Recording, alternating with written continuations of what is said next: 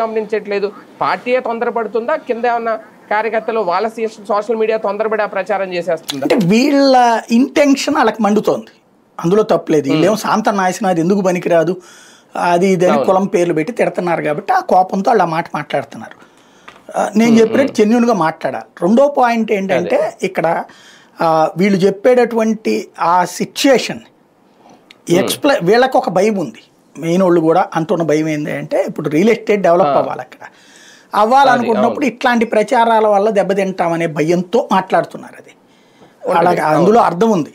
కాకపోతే అది కన్విన్సింగ్గా చెప్పాలి. కన్ఫ్యూజింగ్గాను దబాయించినప్పుడు కొంచెం ఎప్పుడు కూడా నెగిటివిటీ అనేటటువంటిది మరింత డిస్టర్బ్ చేస్తుంది, కానీ పాజిటివ్నెస్ అనేది ఎప్పుడైనా ఇట్లాంటి వాటిట్లో ఉపయోగం. అది ఆలోచించుకుంటే బెటర్ అన్నమాట.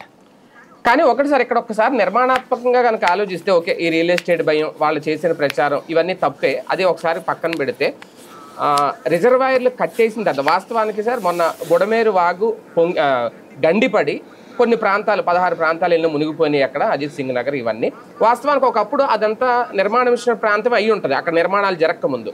అప్పుడు బుడమేరు వాగు అక్కడ నిర్మాణాలు మొదలవుతున్నాయి అన్నప్పుడు అక్కడ వాళ్ళ కట్టలు కట్టుంటారు. అది కూడా మొన్నేమి ఇలాగ నీళ్లు పొంగి అయితే మునగలేదు, అది కట్ట తెగి మునిగింది. ఇక్కడ అంతకు మించి పెద్ద నిర్మాణాలు జరుగుతున్నాయి, ఒక రాజధాని కన్స్ట్రక్షన్ అవుతుంది, భారీ భవంతులు వస్తున్నాయి. అలాంటప్పుడు ముందు రిజర్వాయర్